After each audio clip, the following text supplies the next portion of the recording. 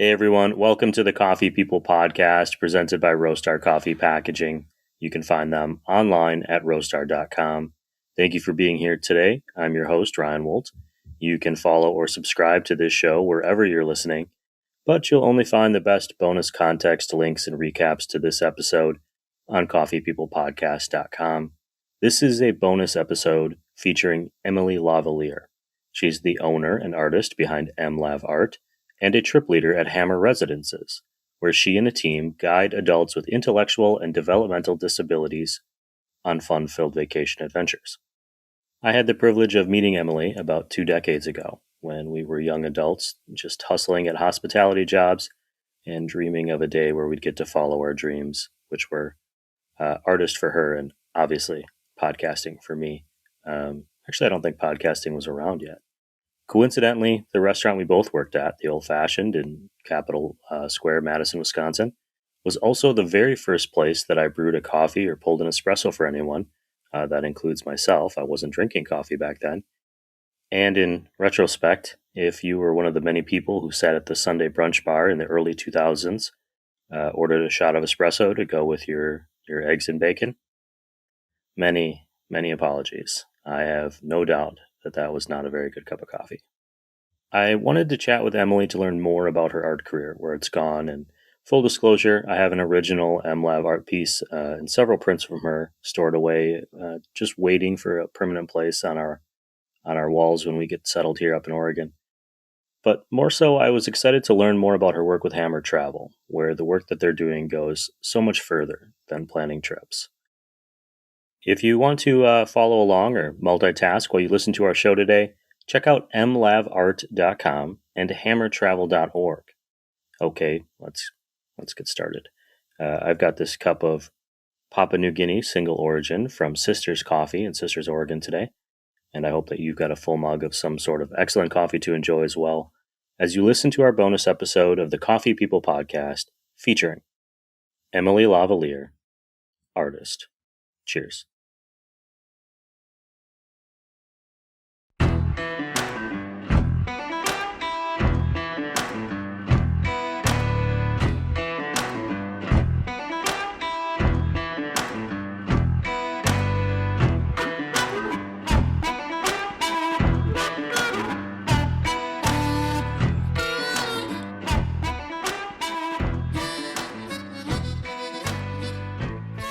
Well, I'm Emily Lavalier. I'm a collage artist, so I use magazines to make my work. So lots of layers. I should say I use paper to make my work. So I use mostly magazines, but I'm also kind of cutting and layering, kind of whatever I can find, mixed media. I make pretty dense collages. I call it high density collage. So it's lots of layers kind of within my work. It's more of like a textured finished product. And then, kind of trying some of these suitcases too lately, which is a good tie-in to the Hammer Travel, which is kind of my other. Yeah. I haven't seen the suitcase thing yet. I don't know if you remember this. The last time I remember seeing you, in full disclosure, everyone, I know Emily. We used to work together when we were kids. Which is anything under kids, under anything that's like a day younger than I am now, I consider a kid. I remember we having a bagel with you. There's a place near where we work called New York Bagels, and I remember you telling me about your artwork at that coffee, however many years ago. Yeah, and I remember you telling me you worked with collage, and I think you showed me one. And I didn't quite understand it. And now we fast forward and you've made like a career out of it and you've jumped into it. I think I want to ask first, what you obviously you said you work with paper, but when you say high density, what does that mean to you? Like if you were to describe this artwork to someone in an elevator, what is it? Yeah, I would say that the layering is a big part of the process. So it's kind of bigger pieces first. I don't really stress too much about that original image that I'm drawing. So I use larger pieces of paper to kind of figure out what my design is going to be. And then from there, I'm building up with more paper. So just using smaller and smaller pieces. So kind of whenever you look at it, you're seeing some of the textures or the pictures that were in those magazines also now on my piece, because I'm not really painting on it on any of them, and just using, the paper directly from the source, kind of giving it a second life. So, The place that yeah, you are combining all of this paper, do you have like, this is what this is going to look like when I'm done, and it's just a combination of all these different pieces I'm seeing in my head that's fitting together? I have some of your artwork, so I'm asking a little bit yeah, for the audience, and we'll share some imagery as well. yeah. So do you start Um, with an idea, this is what I want it to be, or do you let it come to you? I mostly start with what I want it to be. Yeah, my very first step is kind of sketching out a very basic sketch of kind of like, okay, so each one of these, this is going to be a cocktail when I'm done with it. This is going to be a flamingo when I'm done with it. And then the way I work is I usually have a few pieces going at once. So if I find a really good magazine page that has a lot of colors that I might need for a piece that I'm like, oh, this will look really good on the cocktail, then I'll switch gears and kind of go work on that one. So I do know, yeah, where I'm going kind of when I start, You more have, or I less. mean, what looks like hundreds of magazines kind of stacked up behind you. Yeah. Uh, Yeah. This is just a small part of the collection are too. there some magazines that are better than others for this kind of work? Yeah. I tend to stick with more, National Geographics and really current magazines. I love like interior design magazines. I use a lot of cooking magazines. I had a whole fruit series, which I still do, kind of draw back on the fruits too. And those, I use a lot of cooking magazines for those, and home decor magazines. I do know there's collage artists out there who will stick to vintage magazines, and that is cool. And it's totally a, vibe and effect. But I think that just the way I'm sealing them and gluing them and preserving them, newer magazines tend to kind of work better for what I'm doing. But lots of different ways of doing it. We have an original avocado of yours Mm-hmm. and a couple of Yeah. prints. If someone gave me that avocado, I wouldn't have known necessarily that it was magazines right up, Yeah. like instinctively, Yeah. which I think is super cool that it looks like something else that it isn't. How did you get started or interested in collage in the first place? Did you have a background in art when you were younger, or what was the path that you took to get into that? Yeah, I loved making art. I took art classes in high school, took art classes in college, and truly those were the classes I probably put most time and energy into. And we both went to Madison, right? I mean, I don't know, I spent the most time on my art classes than anything else, but really did not foresee making and doing art being a career path when I was in my, early 20s. So I was thinking more digital layout, graphic design, which is funny because that would have been working for magazines, and now it's like tying it all back together. Now I'm using magazines to make my work, which is, maybe that is part of the reason I'm drawn to using magazines in the first place. But I'd say that I started using paper to kind of create my work, as opposed to incorporating paint and incorporating colored pencils, which I did do. But then once I started using the magazines and having more fun with the magazines, you don't have to be perfect. Things can kind of like come together by just adding more pieces. That's when, once I started working in magazines, I was like, oh my gosh, I don't want to do anything else. That it started as scrapbooking, really. So I had a big bin of scrapbooking papers, and when there were archivers stores and you could go in and buy a bunch of different scrapbooking papers, I used to do that all the time. So I do think that my love of paper started then, when I was doing scrapbooking, and then it turned into making greeting cards, and those I would use paper but also kind of incorporate little illustrations with them. And then once I kind of went full on into just using paper and kind of creating the style, I felt like at the time it was really unique. And yeah, so I really just kind of went hard into it.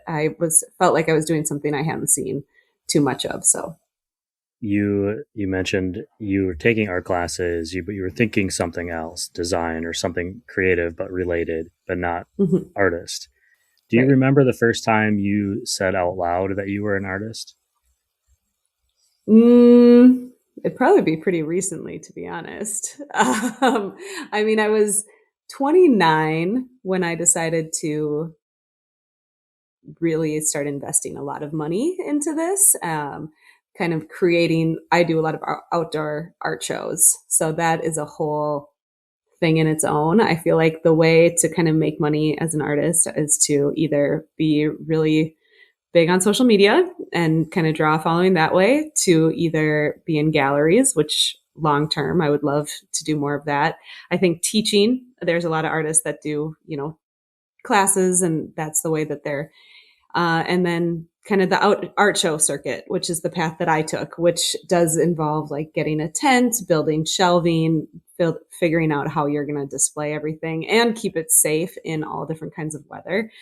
So that costs money. And so Yeah. I think that really when I was starting to just kind of really go hard in this direction, I still had another job. I still had other ways to make money, but I was like, I I guess I want to do this artist thing. I saw other people being successful at it, and I was, so maybe it was back then when I was like 30 and starting to get into the art show circuit. But now, 10 years later, I would say I'm an artist because it's kind of the main thing that I do.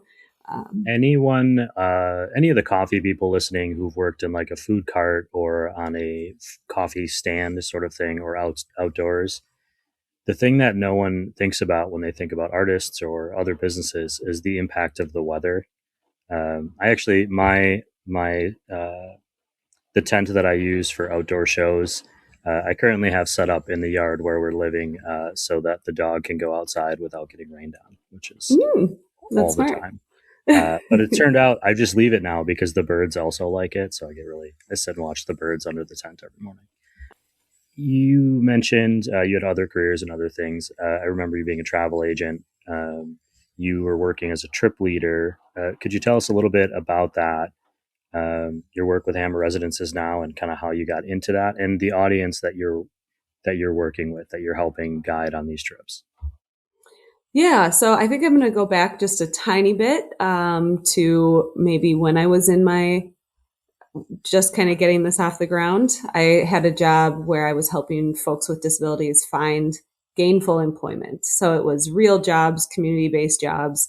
And I would go around to different businesses and say, could you use someone to help you on site? This person I'm supporting is really passionate about coffee and they want to work at a coffee shop. So that was a lot of that. So that was when I got kind of introduced to the, I guess, human services field. Then I was, like I said, decided to start spending a lot of time and energy and money to make this job, kind of my art career, come off the ground. So I moved into group homes, working in group homes. But the thing that got me applying for that job, the group home job, was that the job description was listed as like group home employee / trip leader. And I was like, trip leader, what is this? So turns out Hammer, the company that I worked for a really pretty long time, has a travel division. Right when I started working at the company, I started as a trip leader. So I would work in the group homes. And then whenever there was a Hammer travel trip that went, my boss would reach out to me and say, hey, can you be the trip leader? So they would kind of pull me out of the homes and I would go on these vacations with these individuals. So they were mostly people who lived in group homes. They didn't necessarily have to be with our company. They might live with their parents, but need some extra support. And they just have to be over 21. But yeah, mostly people with intellectual developmental disabilities would come on these Hammer travel trips where we are going really around the country. And now it's turned into even international trips. I've gone to Iceland. The company's gone to Ireland. I think they've done London. So I do a lot of Disney trips. I've done Las Vegas. I've done a couple cruises. And then you kind of go, I check out of my art world. There's really, when you're on those trips, you are go, go, go the entire time because you are, following the itinerary that either my boss gives me or we kind of plan. There's a lot of wiggle room on these trips, kind of what we want to do, or the weather might change things. So we will, we also are passing meds. We're, making sure everyone is fed and, we're eating 3 good meals a day. And then, making sure everyone's having fun. Transportation, we do rental cars. So I had, previously, even to starting the art career, previous to working in human services, I was a travel agent right out of college. And so this Hammer travel division just really felt like it was like connecting with a lot of these different things that I had done in my past. I had traveled a lot. I had worked in human services. Um, I guess the That's art the thing's part not I super think. fun. Yeah, that's the part that I thought was really interesting is the audience that you're working with to take on these trips. Traveling Mm-hmm. is challenging enough, just for myself, much less like taking other people or planning for other people. What made you feel like you were the right person to work with people with disabilities, intellectual or otherwise? And how does that change your perspective of the places that you're visiting by being there with a group of people who see the world differently than you? Yeah. Um, I mean, that's a good question. We're all pretty much experiencing it, a lot of the same things. Disney, you can't really go as a trip leader and not just feel stressed the entire time, because there's so many people, and we've got a group of usually it's 12 or less folks that are with us. So I do have a team when I go. So I'll be kind of the leader, but then we have volunteers that will come who usually I'll have a team of either 2 or 3 other staff that are helping me. But yeah, as far as like, I mean, I was passionate about traveling. I had done it enough that I felt comfortable leading other people. I also am a huge advocate of what my boss of Hammer Travel, really, when he started the company, his goal was to provide, these travel experiences for individuals, but without making it feel like a tour or like a school, to just kind of really, um, give them as much independence as you and me would want on a trip. We don't roll up in buses. We come in a regular car where we are doing all the same things that anyone else traveling would do, except for sometimes we'll need a lot more like wheelchair accessible ramps. But really, other than that, we're really trying to experience these places in the same way. And that's what I love about it is that, you're not thinking of this person as a person with a disability first. You're thinking of them as a traveler first. They're someone who's here to see the places. And they just need someone to kind of remind them to stay with the group, or, they don't need, I, yeah. And I mean, we divide up too. So that's even a bad example, but Well, I think, knowing what little I know about my wife's work as an occupational therapist, she works a lot with autism and other special needs. Routine is such an important key to a lot of her students, a lot of her the kids that she works with. And so taking a trip is like the opposite of routine. You're creating mini routines for a very short period of time, but it is not the same as your day to day. And so right. what I find fascinating is the not just the willingness to do it, but the ability to take people of different skill sets and skill levels and organize them enough to have everyone be enjoying this trip. Maybe everyone but you for brief moments at Disneyland, but in general, uh, getting them out and saying, yeah. "Hey, this is the world." Do you? This is a little bit of. I hope this isn't a terribly ignorant question, but when you are out with a group, do you feel that other people are seeing you as a group, or other people are saying, "Oh, this is a normalizing situation," or for them, not just for your group? I'd say it's maybe a little bit of both. I think that, in general, most people will just be like, oh, cool. A lot of people will come and be like, oh, what you're doing is so cool. On airplanes, I've never had anyone give our group any grief. And I mean, sometimes we've got people who have a hard time sitting still for the whole trip, or, who are go to the bathroom, 6 times on a 3-hour flight or whatever. So, but I've honestly, 95% of people in the world either don't even really acknowledge us or think that it's cool and they're going to give us a little extra grace or um, patience. But there are probably some people, I guess, who will want to be like, oh, here comes a big group, let's get in there first. But that doesn't really happen too much. Hey, I don't blame anyone for trying to get in ahead of the group. I know. That is not. I'm not going to get upset about that. Hey everyone, sorry about the quick break. Thank you for tuning in to our show, the Coffee People Podcast. This episode is presented, as are all episodes, by Roastar Coffee Packaging. You can find them online at roastery.com.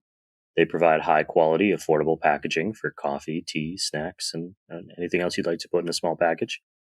I thank them for supporting Coffee People, the podcast, and Coffee People, all of you, by offering low minimum quantity orders and making it easy to create customizable packaging for your company. Please check out roastery.com. And now, back to the show. Cheers.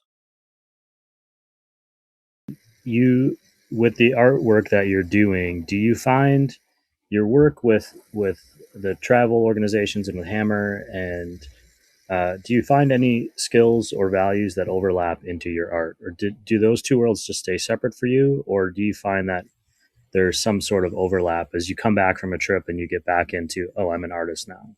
Yeah, that is was one of your questions that you had sent before, kind of thinking about the overlap. And at first I was thinking, they are pretty separate. It's a good way for me to kind of just take a break from the art world and go and do this thing that's totally different.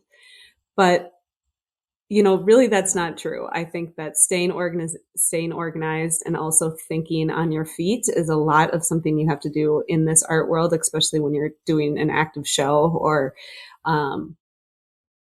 when you're doing a show, you really have to think, okay, now there's this huge tree here. What am I going to do to change my booth and my setup to make things more accessible to, everyone who comes in the same way that when you're in a trip, a lot of things come up and suddenly you're like, okay, how am I just going to be flexible in this situation and not, yell at the promoter of a show about the tree? You just kind of have to be flexible and realize that it's not a lot of things you just can't really control, and you just kind of go with the punches. I also think that with Hammer Travel, I kind of said this, organization is so key.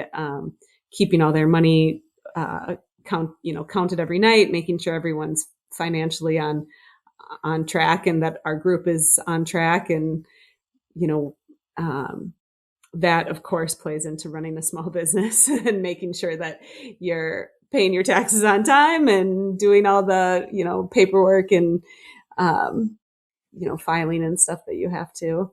How much of your artwork is business and how much of it is creative artwork? I mean, if you could, I know you can't just say like this percent, but I find that I do so much more what I consider the crappy business side of things than I get to do this part, which is the part stuff that I like. Yeah. Right now it's the winter, and so I don't have a lot of shows. And so I've gotten to kind of experiment with a few things like these little suitcases, which I do want to show you one. They are like air dry clay wrapped in magazine. It's more like paper mache, I think, and working with clay. And that is something that's totally different. It's not really something that I'm going to bring to shows, but it's been really fun for the last month to be able to be like, okay, this is like me having fun as an artist and not doing something because, this is what I can sell at art shows. But now that it's January and I have to start really thinking about the fact that my season's going to start in 2 months, now it's a lot more like, okay, what do I know that people will buy? And how quickly can I make it, I guess. Does it matter if you get paid? I mean, you're an artist no matter what, but getting paid makes it feel, for me, a little bit like I'm always a little bit worried about that, because if I don't get paid for something, I can't keep doing the other things that I want to do. So when you are working on something new, does that ever creep in, the stress of going, oh, this isn't something that I'm going to end up putting out on the shelf? Or I guess, how does that impact you? I think the first time I was ever given money for something I made, it was really shocking for one, but I almost felt like I should give them some money back. And I still feel that way. I mean, this morning someone ordered a book from me and I went, oh, that's so cool. And I wanted to like reach out and then be like, you know what? You paid too much. Like, let me give you $3 back or whatever. No. You're not feeling that? I mean, I remember imposter the first syndrome. Yeah. Oh, that is, I mean, every time I open social media, I get that for sure. But, I do remember the first like sales of originals that I made at shows that were, at the time, like $700 or something, right? And I just, when someone bought it, it was like the coolest feeling in the world. Like, same thing. I didn't even, and it is funny when someone buys something big, and even now, after doing this for, 10 years or whatever, I still will kind of forget to ring them up because I'm just so excited that they just like committed to having this piece in their house. And this is such a big investment. And then I'll be like, oh yeah, wait. We have to do like the thing where I actually take your money from you. Like, I am just so bad at that because I just get so excited in the moment when people want to like support your work like that. But yeah, I mean, I think when I first started doing shows, and especially when I started traveling outside of the country or outside of the states for shows, like I live in Minnesota, the Midwest art scene is one thing for sure. There's people who do really successful here, but I went down to Florida and did a couple shows, and there you see these artists who are, I mean, they are really good at what they're doing, and they are making, you know, lots of sales. And so kind of seeing that and being like, oh my gosh, this could be a really good business. That really was what motivated me to really start working harder and start making my stuff like, okay, do I start framing it? How do I seal it to make things more archival? Yeah, just really thinking like, when you see other people doing it, then it's like, okay, wait, I can make this into something that I can do full time. So, Well, that role modeling, I think, also relates back to your work with the travel group. I mean, when somebody's out and they see a group of people with intellectual disabilities out traveling, taking a vacation, they may have someone in their life, right? mhm. That is going through the same thing, or they wouldn't have maybe thought, oh, we could do the same thing, and it might inspire them to do that. I always find seeing someone else like kind of lead the way makes it easier. I mean, no Oh, matter what. So that's why that I 100%. find so much value in that part of what you're doing for your career. Although I feel like you'd probably do it even if it wasn't part of your job. I just get that impression. But I'm wondering in the time that you've been working, in the time that you've been an artist, and the time that you've been working in travel and working in human services, how have you changed? I mean, do you find that do you think you're the same person that say I knew 15 years ago, or what has been kind of your progression of Yeah, maybe 20 years, Emily? I'm not actually I sure. know, probably 20. Um, I would say that moving into the human service field, that first job where I was helping folks find jobs was probably the biggest shift in kind of who I was or who I am. That happened. I mean, post college for sure. It just made me more patient, way more apt to start thinking about people's perspectives, like put yourselves in their shoes. Even if someone cuts you off on the road, okay, man, that person must have a really crappy day. Like, just really thinking about what other people are going through first, because so it's not even the folks living in the group home necessarily, but their parents and what their parents maybe went through to get them into this group home. So maybe I'm judging the parents for whatever being late for their pickup time, but then you're like, all the work that parent had to do to find a placement for their loved one to move into a group home. But then also the individuals that you support on these vacations, living and working in the group homes, doing the employment. Yeah, just really opened my eyes to a whole part of the world that I really wasn't that connected with. My mom worked in group, or not, my mom worked in nursing homes when I was growing up. So I knew a little bit about elderly care, but I didn't know very much at all about what people were going through when they were born with disabilities. So yeah, that was a really, yeah, opened my eyes. And then of course, going on the trips with folks, I mean, it is like, you just see all types of people when you're traveling, and the good and the bad. And I mean, I just this summer did a road trip with Hammer Travel down to Branson, which is, I mean, 10 hours in the car, I think. I think we did 6 hours one day and 4 the next day. And so you're just, yeah, I mean, being in a car with people, anyone, even your best friends for that long, you're like, really start to get to know people's preferences and, yeah, their quirks, I guess, things that you shouldn't say. Like, don't bring up the Badgers if you've got a huge Gopher fan in the car. So, Yeah. Yeah, I'm having flashbacks on a much less noble cause of driving to spring break with strangers I've in done that college. too. So yeah, it's you put yourself in a car with someone for long enough, and you will find something you don't like about them, but hopefully something you like as well. Yes. I'm wondering, uh, is there such a thing as good art? What is That's a is funny there such a thing as question. bad art? Like, Yeah. what is it for you that makes you think, oh, this is art? And I say that too a little bit because you mentioned design. I went to school for graphic design, and I don't necessarily think of them as overlapping, even though they're very similar. Yeah. I mean, there's a lot of digital artists that I see at shows now too. So going to school in graphic design, I mean, that does translate into a fine art career actually, which I never would have thought that when I went to college too. Had I known that, I probably would have gone to school for digital art or tried to.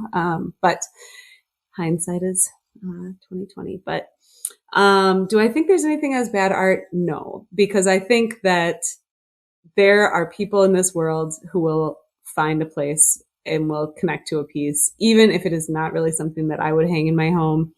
Um, there are people out there making really good careers selling art that I probably would never hang, but they have found their niche. They have found their audience. Maybe their audience are, 75 plus people who just really like, lines and or whatever, art that maybe it's not something that has ever connected to me. When I think back about what I thought and meant to be a good artist, it would be time, right? How much time someone spends on something. Are they, making teeny tiny little cuts of paper, kind of like what I do a little bit, like, oh, my art's good because I spend hours and hours and hours on it. But no, that's not right. Because there are lots of people who can make really cool art, and it's something that they've just mastered their technique and they've found their audience. And I have definitely changed my perspective on art since I started doing shows and being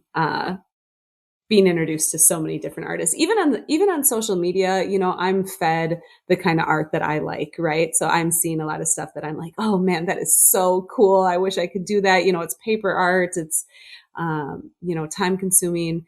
But then I go to these art shows, and then that's when I'm really seeing all the different styles of art that's out there and all the people that are out there buying it and supporting these artists. Yeah, it doesn't matter how niche you might think their stuff is. What advice would you give to somebody who is aspiring to work a career in art and maybe not, at the cafe anymore, or maybe both? Yeah. Somebody who's thinking, I wish I could be an artist, but hasn't taken that step yet. Yeah. Well, I would say that, and I have said this actually to people in the past, is that you don't have to be an artist all in. Working at a coffee shop, working in group homes, working as a trip leader are all really good ways to supplement that passion. And that doesn't necessarily mean that your passion is a hobby. That just means that it's a second way to make money. So even if it's doing, Instacart pickups or Uber driving, just trying to not put all your eggs in the art basket right away. Is one thing that I'm so glad I did. I'm so glad I had the group homes to fall back on if I needed, or when show seasons weren't busy, I would get hours in the group homes and be able to have kind of two things. So I think a lot of times I see people say, okay, I'm going to be a full-time artist. And then they get to the winter when there's not a lot of money coming in. And then they're like, I'm freaking out. I can't do this anymore. I quit. And it's like, you just really have to push through. If you have to get a second job, if you have to find other ways to kind of get you through to that next big project, like that is totally normal. That is just the world that we live in right now. And I mean, yeah, it took 6 years of doing two jobs for me to be able to finally be like, okay, I think I have enough now, or enough like guaranteed shows on my schedule that I can like leave that kind of comfortable like regular paycheck. But I really don't think that there's anything wrong with that either. Like if someone was in a band, what's wrong with having a part-time job to, be able to make it so that you can do your passion on the nights and weekends, but you're able to not like be freaking out about, are you going to make enough or are you going to get enough attendance or. I think actually, if I'm doing the math in my head as we're talking, I made more working at that bar that we worked at than I do now. So, that you can always step backwards. Oh, yeah. That's right. That was also the first time I ever made coffee for anyone, which I'm not terribly good at. And if I could go back in time and apologize to every single person who ordered an espresso on the Sunday brunch shift, I would. Because my level of training was, here's a button, you should press it, and then hand them the cup. Oh my gosh. What comes next for you for your art? I mean, what you mentioned, you've got a season coming up. How can people support you or share what you're doing? Well, I mean, definitely checking my stuff out on social media helps. I don't post as regularly as I probably should, but that's where I put things like my upcoming schedule. I travel a lot. So I go down to Texas for shows. I go to Florida for shows, Ohio, Illinois, Wisconsin last year. So yeah, I do try to get out to see as many new faces as I can. Last year I did like Oklahoma City, which was the first time I think I'd ever really spent any substantial time in Oklahoma. So yeah, I think that coming to art shows, even if I'm not there, is a good way to just kind of support artists who's this is their jam and they travel a lot and put all their livelihood in the back of a car and travel across the country to, show you their work. So, but me in particular, I do have a website. It's just mlavart.com, which is kind of my autograph, mlav, EMLAV. And then art, mlavart.com is my website. So I do sell prints on there. I sell placemats of my work, which are kind of fun. And then, I'm just trying new things, like I said. What do you drink if you stop in at a cafe? Are you coffee? Are you tea? Are you anything? Boba? I am coffee for sure. In fact, I almost got a coffee today, but then I was like, no, I'm just going to get a case of Spindrift because I'll be able to drink them all day. I do love Spindrift. But yeah, usually it's just drip black with cream, for sure. A lot of cream. But I make coffee every morning. It's the my favorite thing to do when I get out of bed. Coffee machine, or do you brew up like a French press or something else? Well, don't judge us.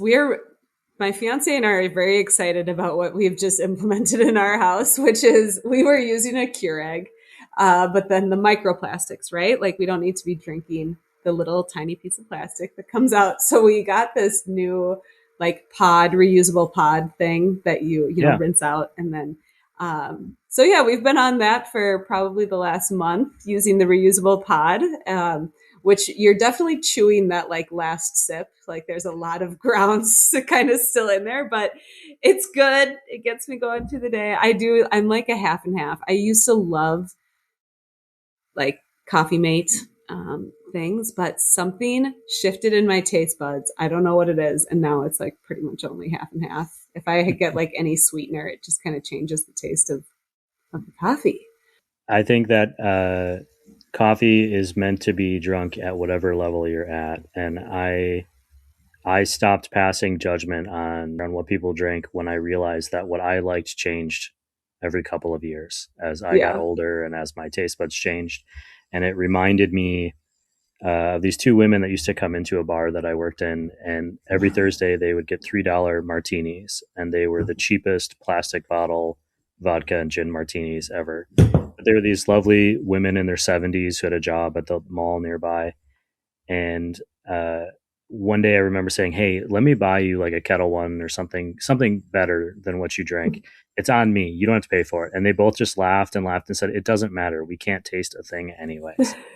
And I realized, everyone's at it in the same way that when you're taking a group out on travel, everybody's at a different stage in their life and progression. So yes, no 100%.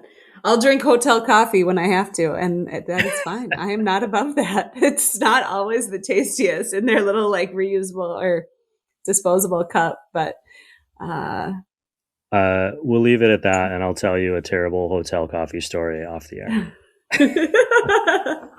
Well, thanks for Emily, chatting. yeah, thank you so much for coming on the show and sharing, give me the opportunity to let people know that programs like the one at Hacea Residences exist.